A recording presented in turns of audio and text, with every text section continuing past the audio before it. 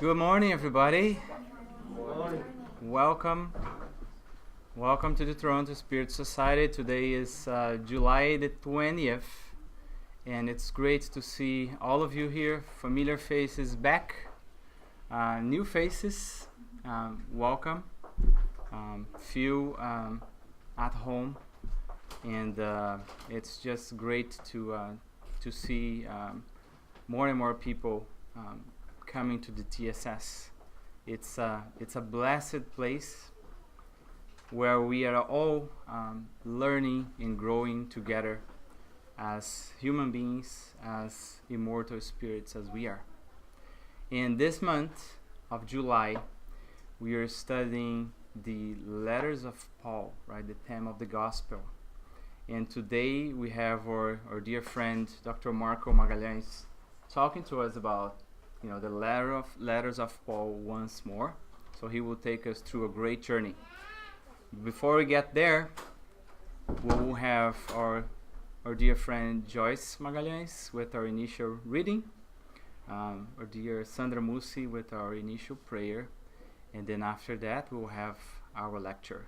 And as a reminder to everybody, today is our lesson, lunch and learn. We have once a month a delicious lunch prepared with care and love by our volunteers. And today I'm not going to tell you what is the menu just yet to avoid disruption to the lecture, but you are all welcome to stay after the lecture, and it's a great opportunity for us to to get to know each other better, to ask questions and spend more time together. So Joyce, please. Good morning. Good morning. So I'm going to read a passage from the book Our Daily Bread from Francisco Cândido Xavier by the Spirit Emmanuel. Mankind with Jesus. Rejoice in the Lord always. I will say it again. Rejoice. Paul. With Jesus, mankind rises from the darkness into the light, from inertia to service, from ignorance to wisdom, from instinct to reason, from the use of force to righteousness, from the selfishness to fraternity, from tyranny to compassion, from violence to understanding, from hatred to love, from deceptive possession to the search of imperishable wealth, from the bloody conquest to edificating renunciation, from extortion to justice, from insensibility to compassion, from the shallow world to the creative verb, from monstrosity to beauty, from vice to virtue, from disharmony to harmony, from affliction to contentment, from the swamp to the mount, from filth to glory. My fellow man, my brother, let us rejoice in the redeeming battle. What an angelic pinnacle we shall be able to reach if we truly consecrate ourselves to the divine friend who descended among us and humiliated himself for us. So, Sandra.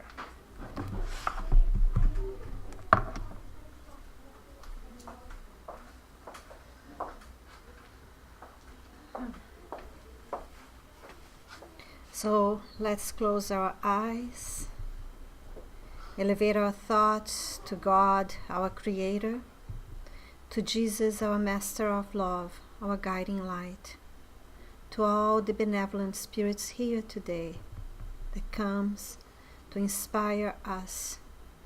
And we ask God and Jesus to open our minds and our hearts for the new learnings.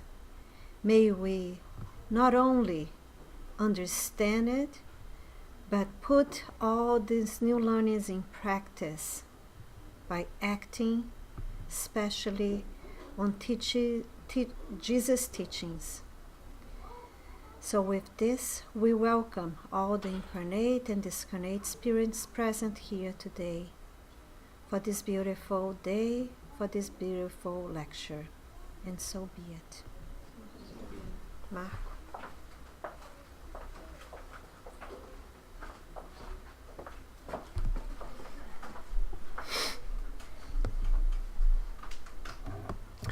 Good morning, everyone. So glad to be here today, and so glad to see all of you, and all of you that are following us online, and all the discarnate spirits that are here today too. Well, when I was preparing for this lecture, I asked myself, who am I to actually talk about this man called Paul? The reason why I asked that is that I don't feel actually that I'm capable, almost 2,000 years after he wrote all these letters, to really understand the depth of his knowledge. I can't. I'm the blind trying to show you the light. I know I can't do that. So I try to find other very wise men who may help us during this journey through the letters of Paul. And I'm going to be referencing works from Haroldo Dutra Dias, from the New Testament, from the Old Testament. I'm going to be referencing works by Kardec in the Codification Spirit's book, and other works by Chico Xavier. And I'll try to my best show you the mindset of this man that lived close to 2,000 years ago. And it was so revolutionary that still nowadays, many people dedicate their lifetime understanding who this man represents to us. This is Paul. And we're going to go into a journey. And I'm using some of the examples of Haroldo. A journey into the mind of this man that was prepared for thousands of years to come here and spread the word of Jesus. A man that was called into action after, if we go back into the Bible, the creation of the universe, mankind, briefly, if we go through the Bible in 2 minutes, mankind was created with a connection with God, very strong one, a pact, that we were going to be created as the image of God. So we are supposed to be perfect. All we had to do to follow orders. Are we good at following orders? Maybe. I'm not, I can tell you. I still struggle with that. But I know all of you are very good at that, so we don't have to talk about that. So, and I know all the Spirit centers and churches and religions around the world are very good at that, so let's not go into that. But we did not keep that simple message. Follow the rules. Be a nice person. Grow up. And you'll be perfect. And this is how man as a co-creator was brought into this existence. So we failed first. No problem. You have another chance. So many years after that, many years, after a long time of preparation of thinkers like Plato and many other wise men that came incarnated into earth, God set up this, I would say, looked like the eye of the planet at that time. And I'll show you. My little pointer works. Okay. So this is the eye of the storm, you could call it. This is the center of the world 2,000 years ago. Here it is. A lot of places very familiar to us. We have Greece. We have Italy. We have all the Middle East, where Israel sits here today. We have the conflict. We have Africa sitting right here, Asia over there, the Black Sea over here. So this basically represented at that time a connection between three worlds. One, which is personalized or represented by Greece, which would bring to us the knowledge, the scientific thinking. Through many, many generations of thinkers, Greece was supposed to bring to us a body of methods and knowledge so we could develop on that scientific principle. Somewhere in here, man, the Jews, Hebrews that used to live in that area were supposed to bring us the heart, the religious aspect of things. And from Italy, Rome in that time, a Roman Empire, they were supposed to bring us justice and the knowledge of a society that was developing at that time. So when you bring that all together, we can kind of have an idea of how this area around the Mediterranean Sea at that time combined had all the seeds necessary for the development of humankind. One more time, like one more shot. If we were able to combine that all, we would have the knowledge, reasoning, we would have the heart, the religion, and we would have justice represented by Rome. All together in one place. Looking at the same area now, 2,000 years after, do you think we succeeded? No? Maybe? A little bit? No. So we did have some issues in the way. But then what happened? So Jesus came and incarnated in that area. And he did, through this example, left us a message. But then we needed something else. We needed someone that would bring that message to people's hearts. But how can you do that? You need someone that someone that was going to actually go through all these places and could deliver the message to all of them at the same time. Someone that could have roots in Roman Empire, the knowledge of Greece, and the heart of the Jews. And who's that man? That man's Paul. So we are going through a little glimpse, a window into Paul's existence. People of different languages, different traditions, but united along the same principles. And why is Paul so important? Because Paul of Tarsus is here, you can see here, right here, Tarsus.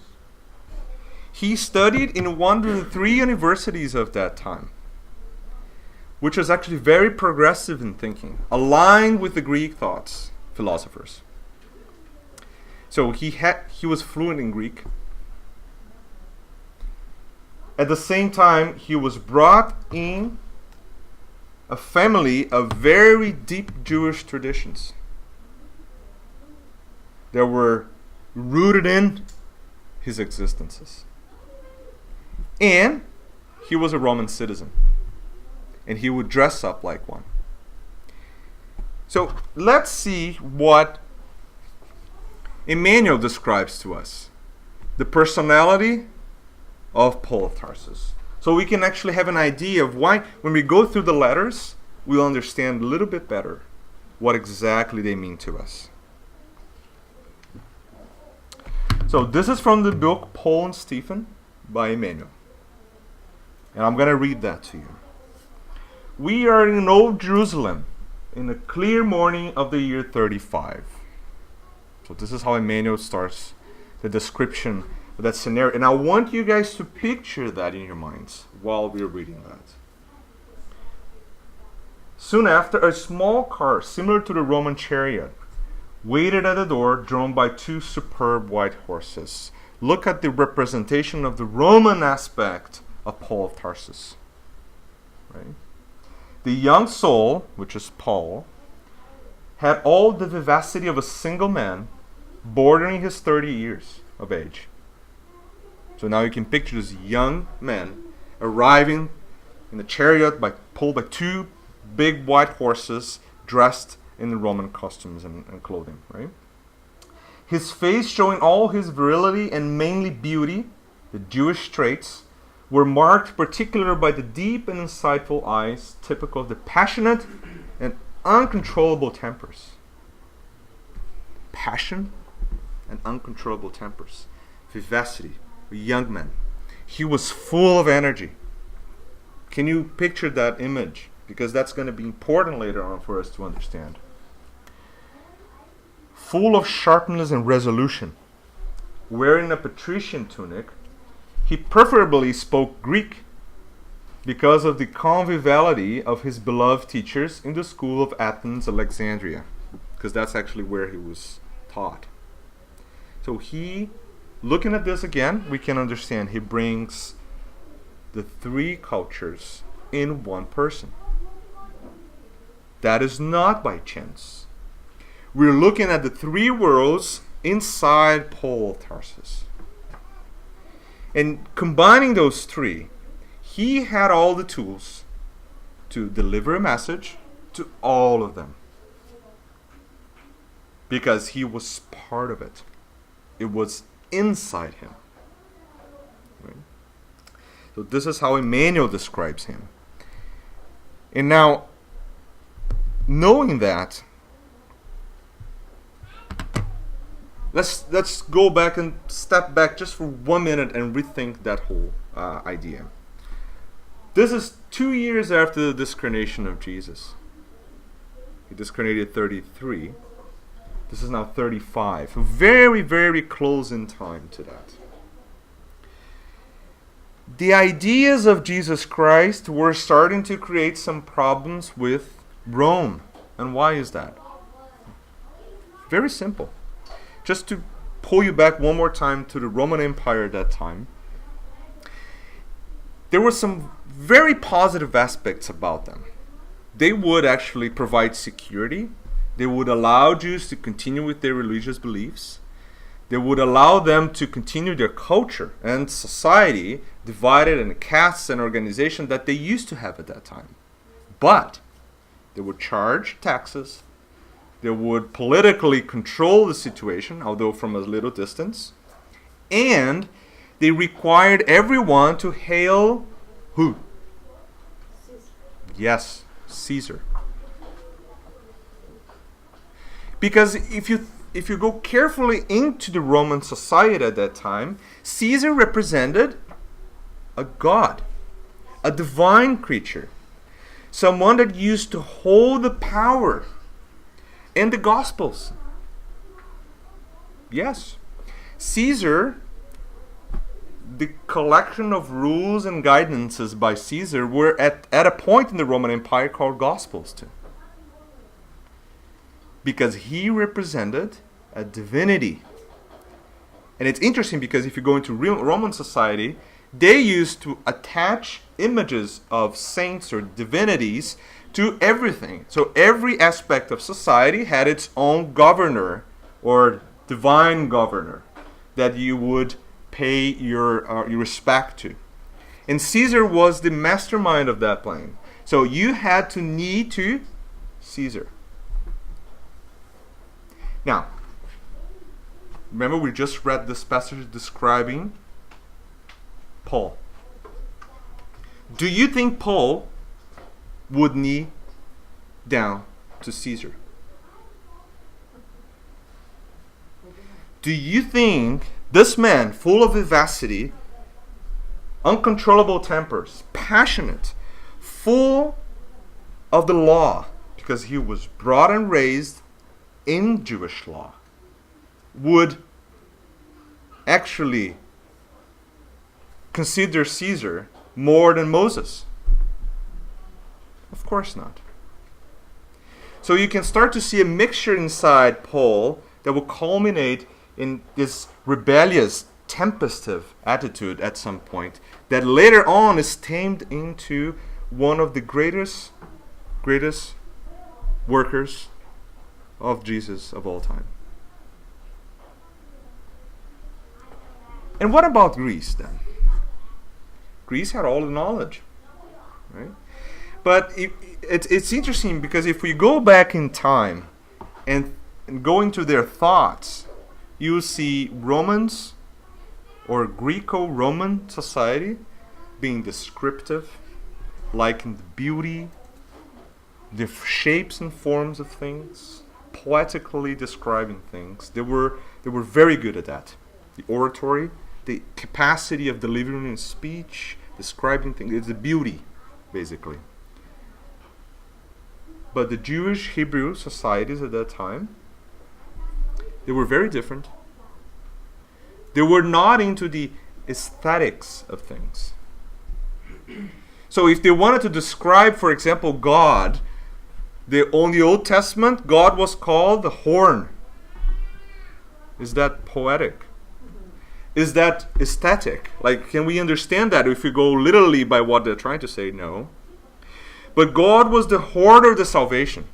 What does that mean? He represented my power, my will, my strength. He represented the leading edge of my movement towards my salvation. So that's what they call the horn. Now, try to explain to a Roman, like, God is the horn of my salvation. It's like, are you kidding me? What about the Greek? They would say, no, you're too primitive. But they were missing the fact that they were more descriptive of inner aspects of the existences, while Greeks were more descriptive of and Romans were the outside layers of existences. Especially in Greek, the thought, not actually the heart. That's why they had to come together.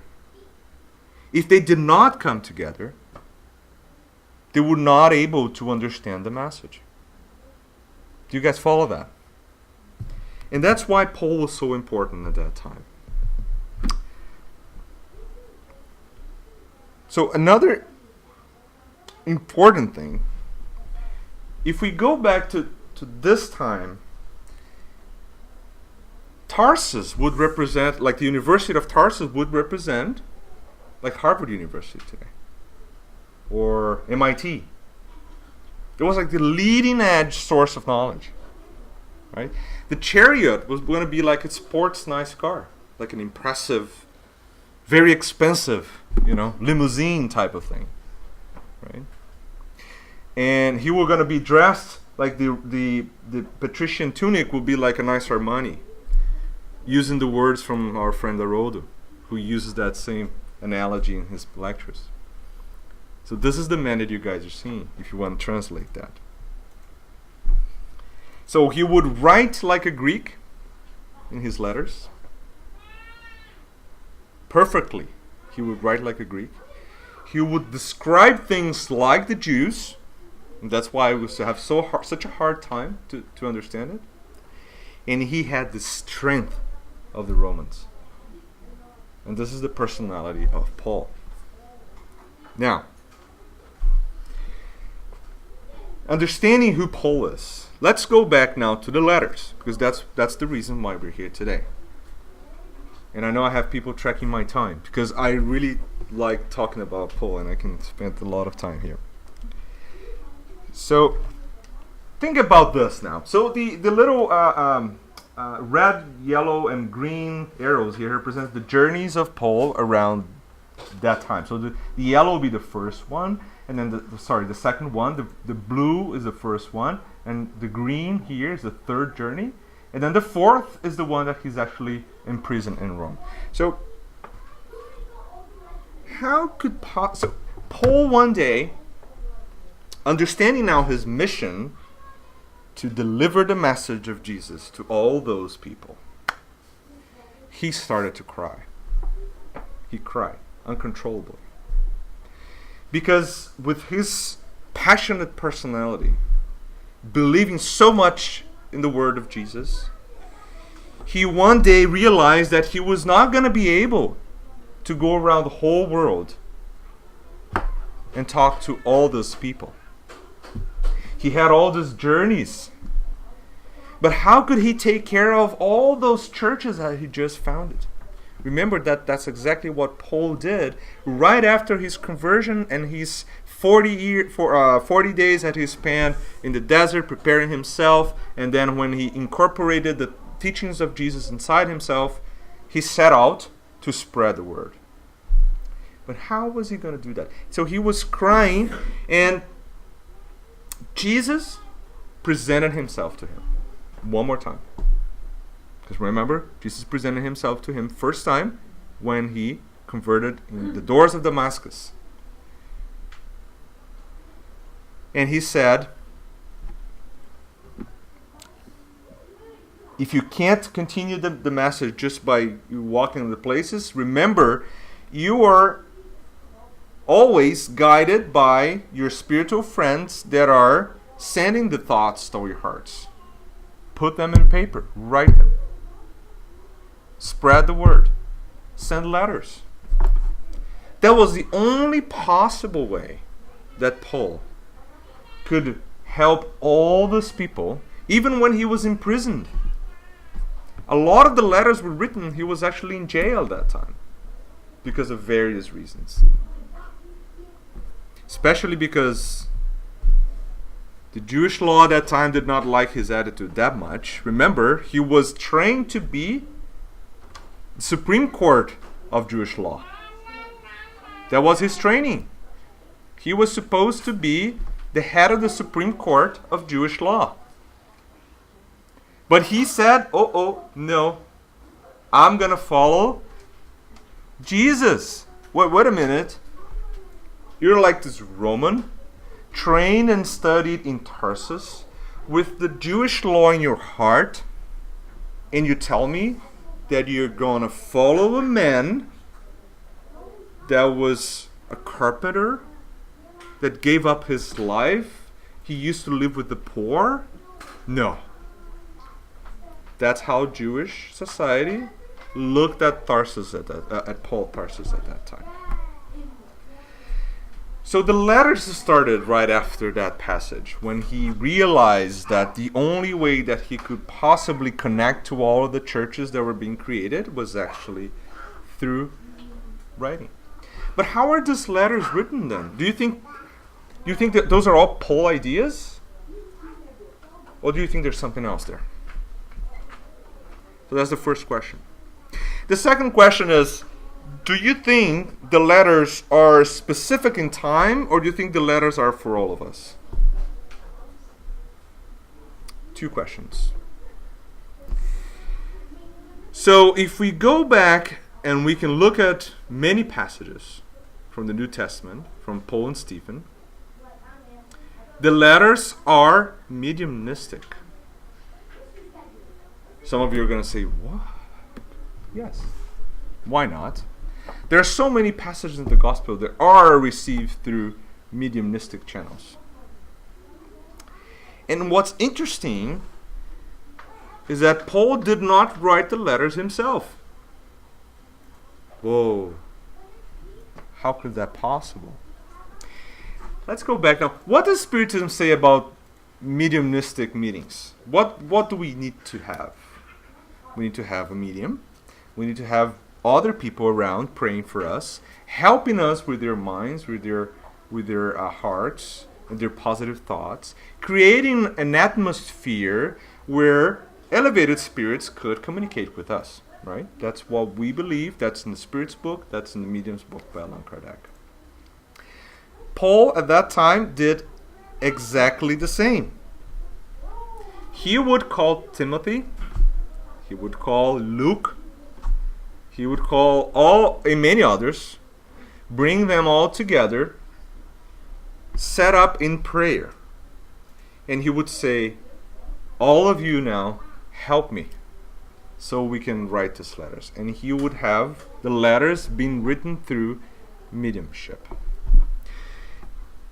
And Emmanuel goes even further, and Emmanuel says, at that time, Stephen, by the way,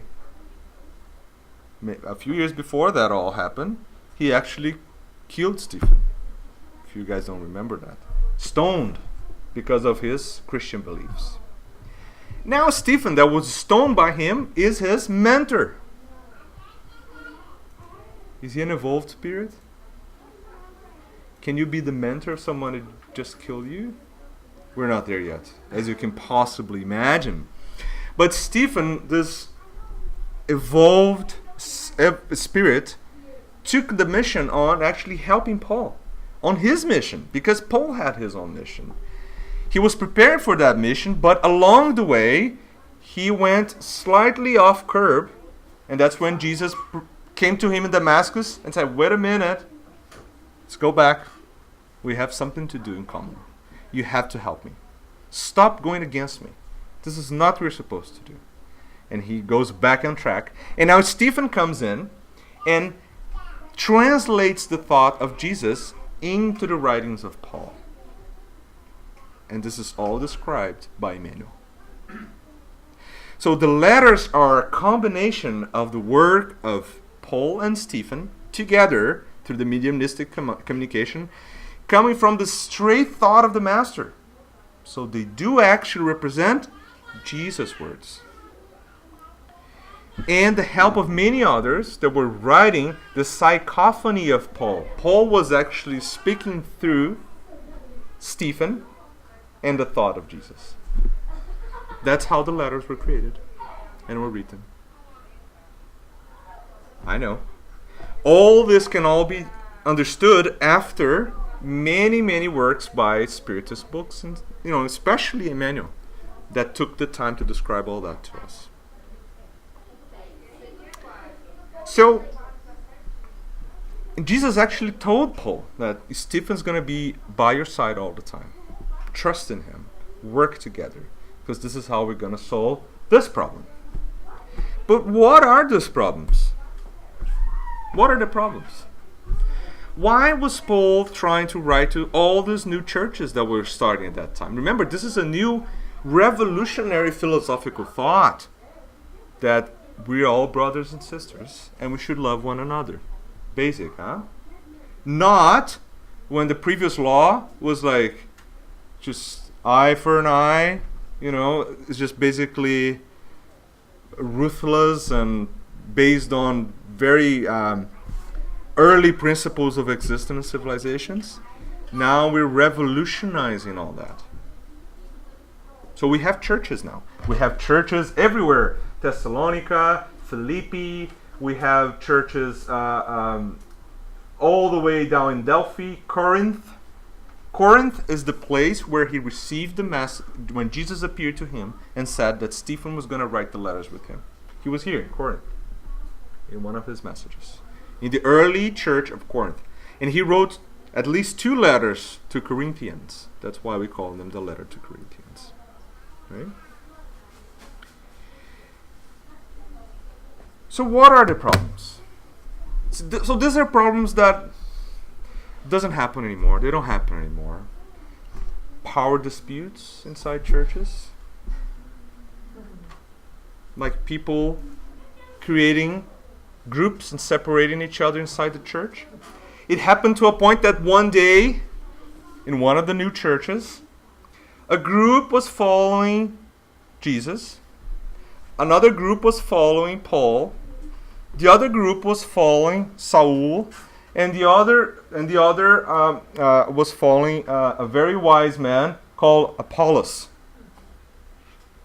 Inside the same church. Have you ever heard of that in a Spiritist center? No, that of course that does not happen any day, so don't worry about that. But considering that this still happens, Paul writes, I planted the seed, Apollos watered it, and Jesus made us all grow. That's the letter. The letter is trying to tell people that we're not here following you or me or Marcus D. Clay. Especially not me, because I told you in the beginning, I don't feel I can do much here today. I'm the blind. He was saying we follow him with a lot of help along the way. We're all in the same line of thought. One of the problems. Do you think any other problems? For example, creating dogmatic beliefs inside the church, hailing figures that were created by someone else, detracting from the law of love towards the law of Caesar. Remember Jesus, even Jesus said that at the time, give Caesar what's Caesar's. All these little things. Something that does not happen nowadays, like spiritual obsessions. Spiritual obsessions happened at that time. Especially when you're trying to bring up a church that actually brings the new law of love. So what happened with the people that were driving the force of the new church? They were all influenced by a lot of spirits that did not want that to happen. And Paul writes that systematically on his letters. And the message he says is the same message we say today, which is, of course, if you're doing the good work, you're going to be a target. Keep doing the good work.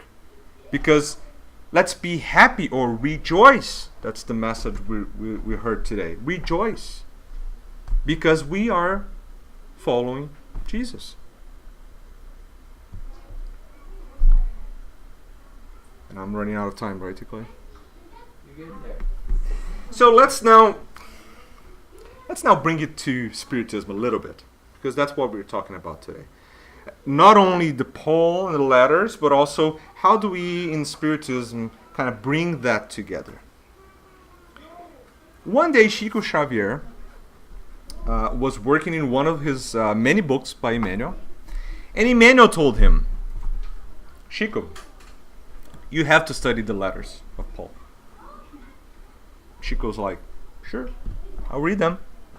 So he read the letters once. Emmanuel said, no, Chico, you don't understand. You have to study the letters of Paul. And Chico, oh, sure, I read them. So, discipline, one more time. And he studied the letters of Paul multiple times. And what happened after that? Emmanuel came to him, said, Chico, now you understand the word from Jesus. Because what you're reading is the thought of Jesus.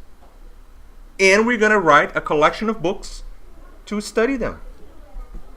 And we just read one of them here.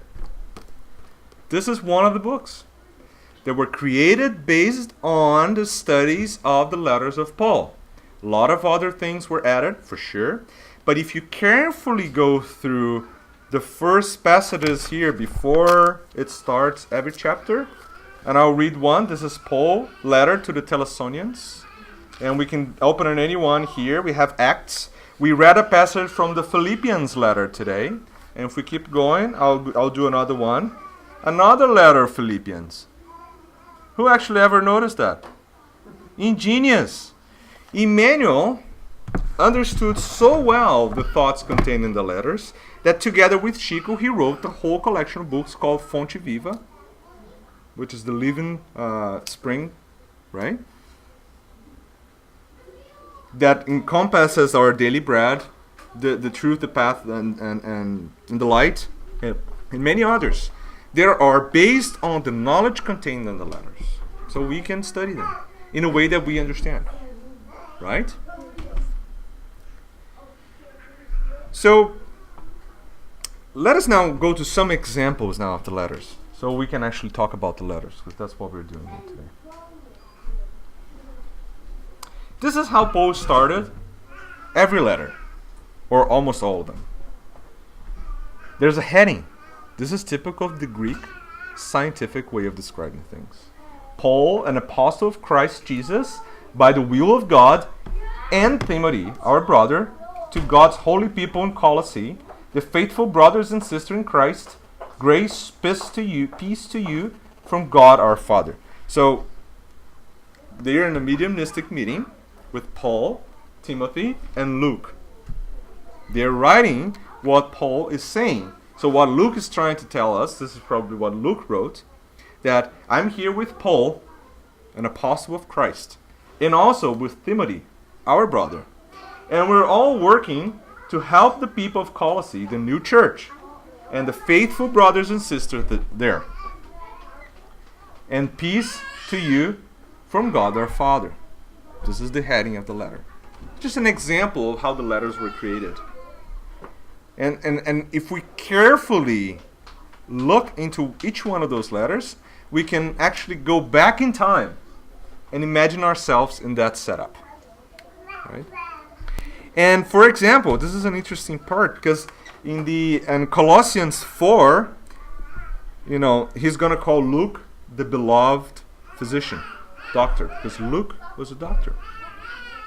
In Timothy 4, he says, only Luke is with me today. Look at his struggles. Look at his responsibility. In prison, beaten up, persecuted, and writing letters to help people. Talking about rejoice, happiness, and love. This is Paul of Tarsus. Okay. So this is a letter of the second letter to the Corinthians. And this is what he says. For we must all appear before the judgment seat of Christ, so that each of us may receive what is due for us for the things done while in the body, whether good or bad. So I'm telling you guys in Corinthians that all of us will go through a point where we have to understand what we've done while here incarnated on earth. Whether good or bad, will receive the consequences of our actions. What is he talking about? Cause and effect. Whatever you do, you're allowed to do anything you want. God even allowed you to go against his laws by the free will. And we do that every day. We're very good at that, by the way. So we have the free will, and depending on what you do, good or bad, you're gonna encounter the consequences of that. Right? So, Emmanuel calls this heading in Christian service. That's how Emmanuel describes this.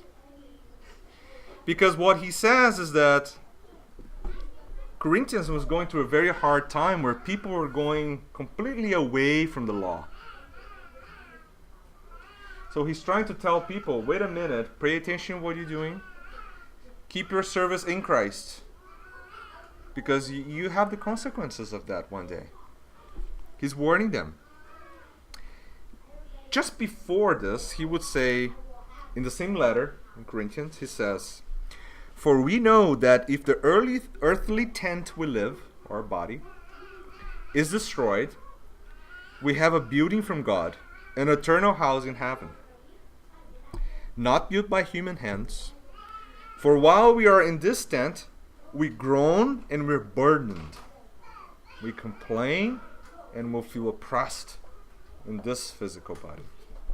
But we are confident, I say, and would prefer to be away from the body at home and with the Lord. So we make it our goal to please him. So that's why we have to work for him. Whether we are at home in the body or we are away from it. So what he's telling us, if you're spirit incarnated or discarnated, we're all together working for God. And depending on what you do, good or bad, you will understand the consequences of it one day. This is Paul's thought. Very wise. Is a warning for Corinthians. And this is how he would actually control and help them from a distance.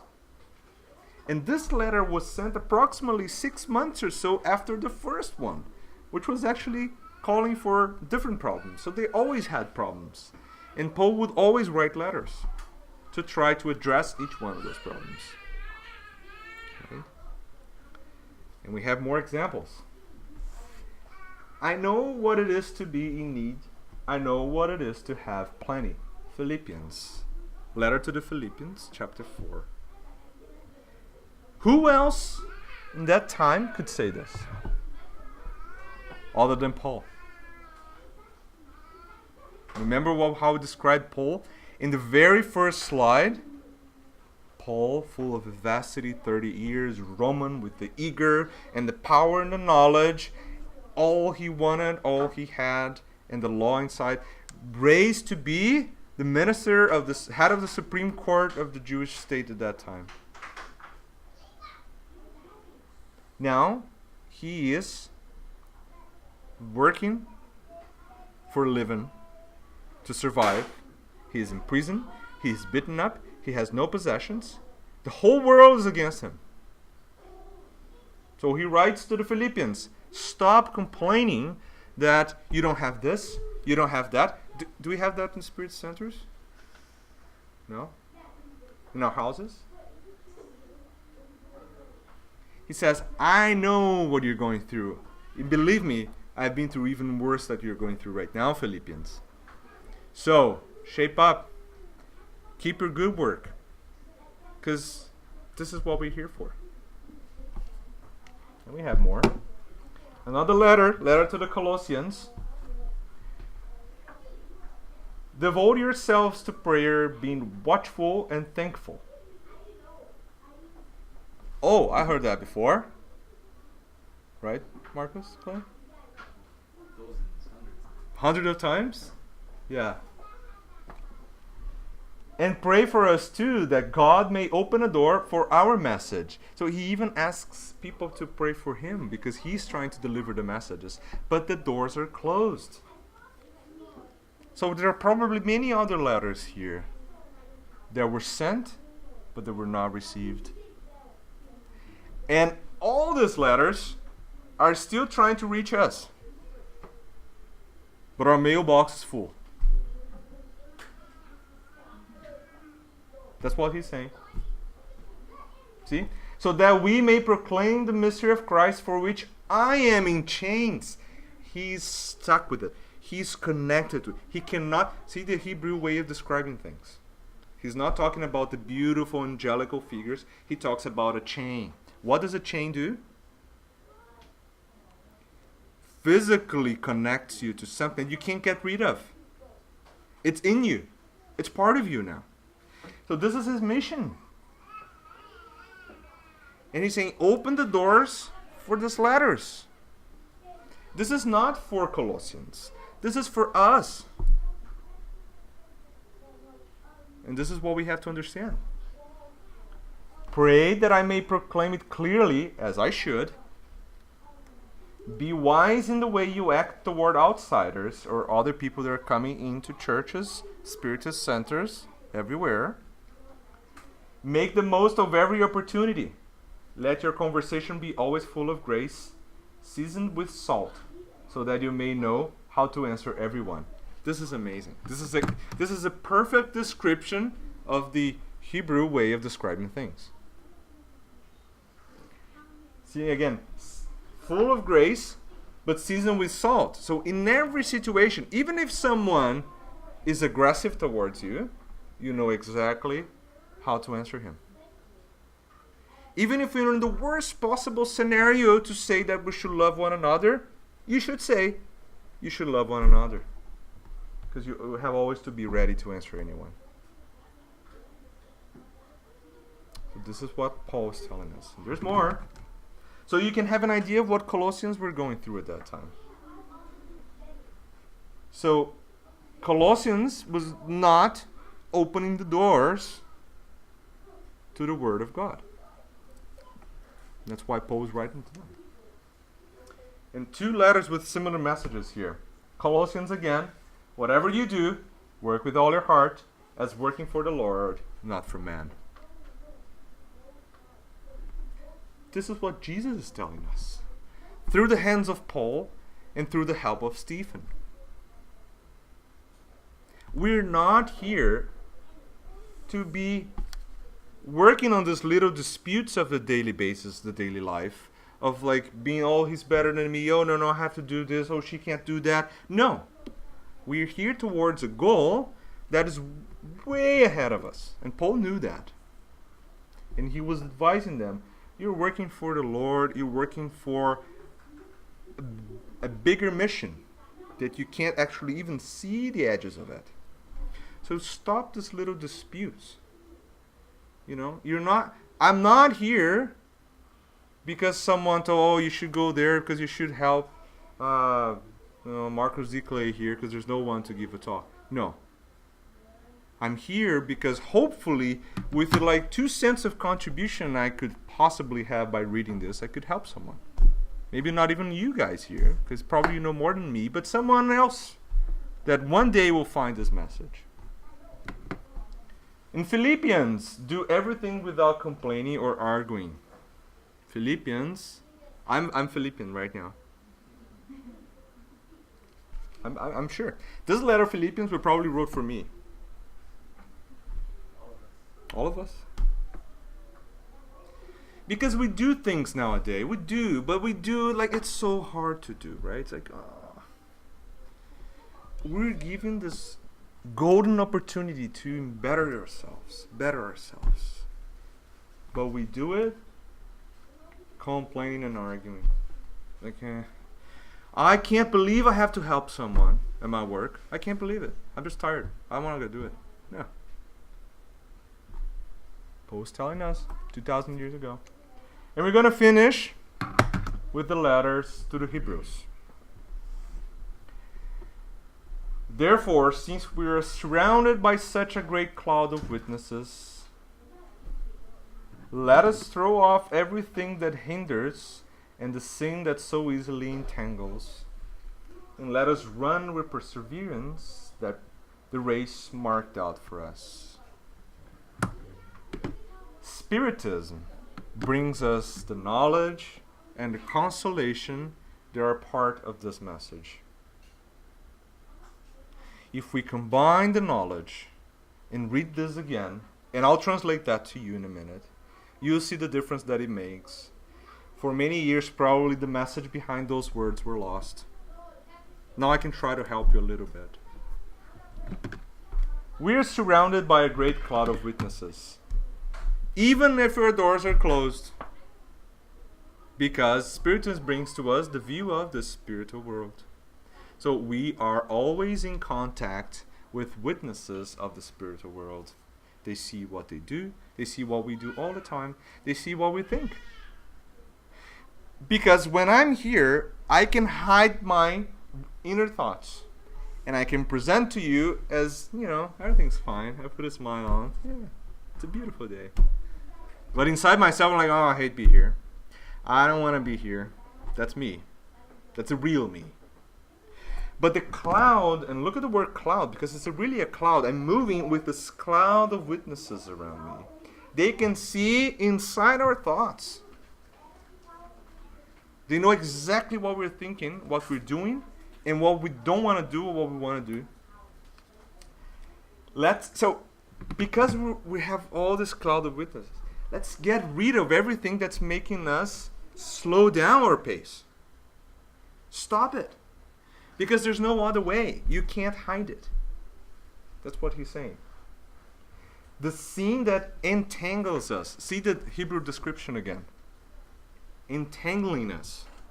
The sin, or the mistake at this point, which is the translation, entangle us, imprisons us. Even if we think we're fine, because our thoughts are not, our conscience is not. That's what he's saying. Let us run. And see, he uses the word run. Not walk, not march, not continue. Run with perseverance the race that's marked out for us. Why is it marked out for us? Because before incarnating, we decided that we were going to go into that route. We said, I want to do this because I did so many wrong things. Please, God, give me a chance of going back, because I'm going to give lectures at TSS and I'll try to help someone. But then one day I'm going to say, I'm so tired today. I don't want to do it. No, Jaclay's gonna do it for me. You know. So I'm entangling myself, and I'm slowing down the pace. Although I'm thinking I'm doing too much. Oh, no, I'm actually doing way less than I was supposed to do. And I'm not running the run that I marked for myself. This is Paul, written almost 2,000 years ago to the Hebrews. So with that thought in our minds, I'm going to end here so we can continue this run that we marked out for ourselves. So we can get rid of what hinders and entangles us. So we can understand the word of Jesus in the lessons by Paul. And the work of this amazing man that incarnated with us to deliver this message. Thank you all.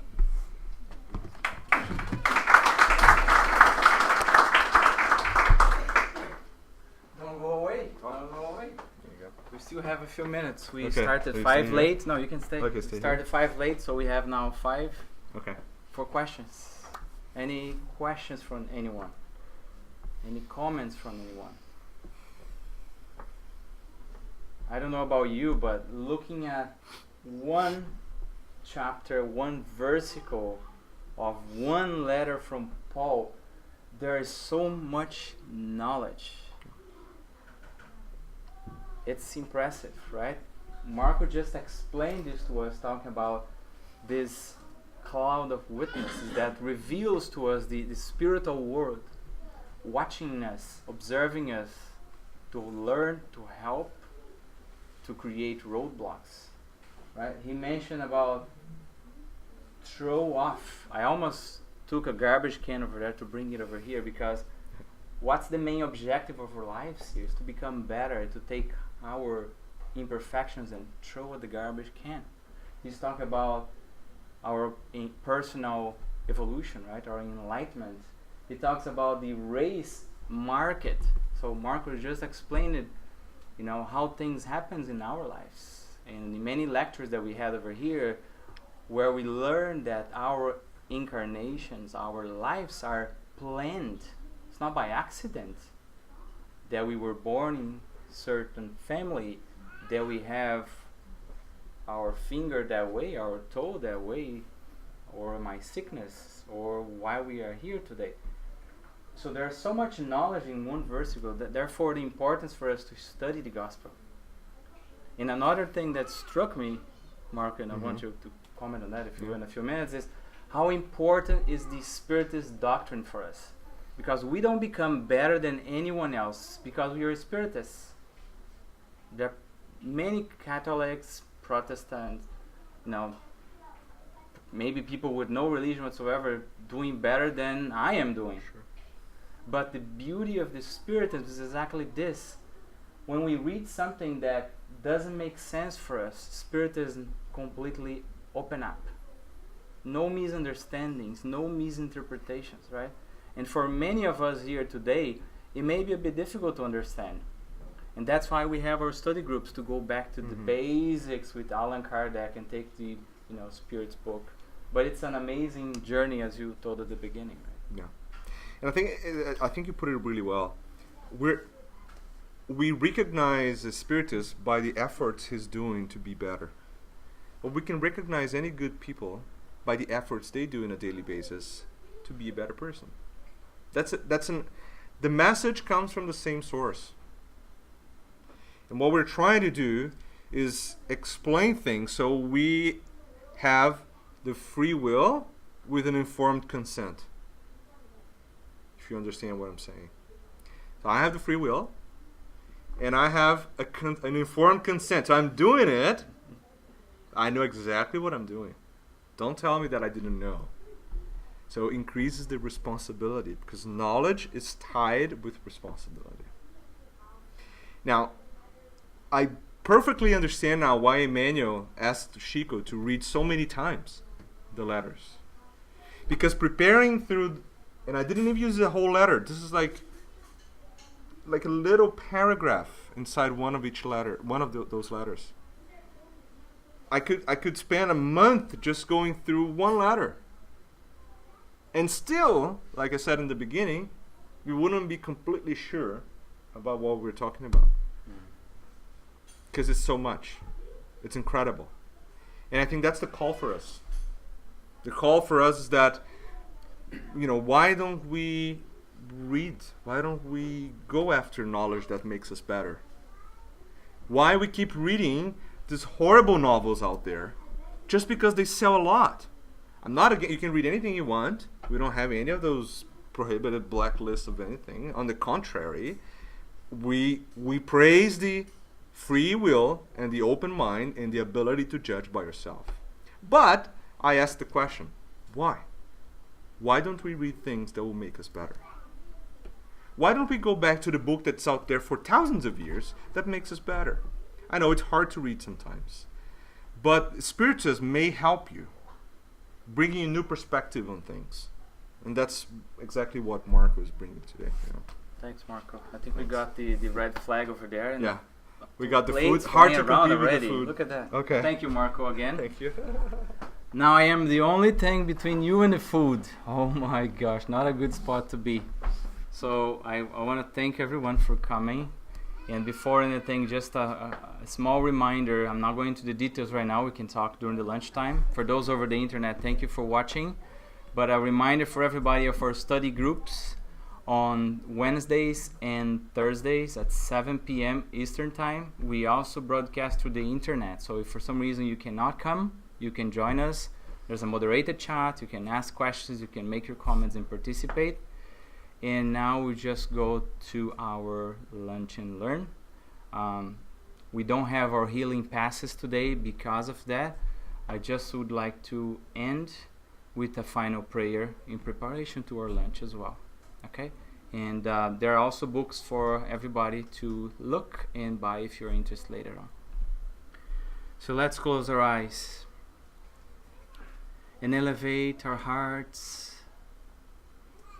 full of gratefulness to Jesus for this beautiful morning, for the reminders that we all received, because nothing of this is new to us. Thank you to all the good spirits who inspired us this morning. And we ask our dear Lord Jesus to give us strength and encouragement and humility to open up the doors of our hearts, to humble our minds, to accept this knowledge that heals and helps us grow. We ask, Master, the blessings to all of our brothers and sisters who are not able to join us today, to all of those who are watching us through the internet, and to our children in our TSS for Kids class. And finally, we thank you for the food and we bless our lunch this afternoon. Thank you, so be it. Thank you very much, everyone.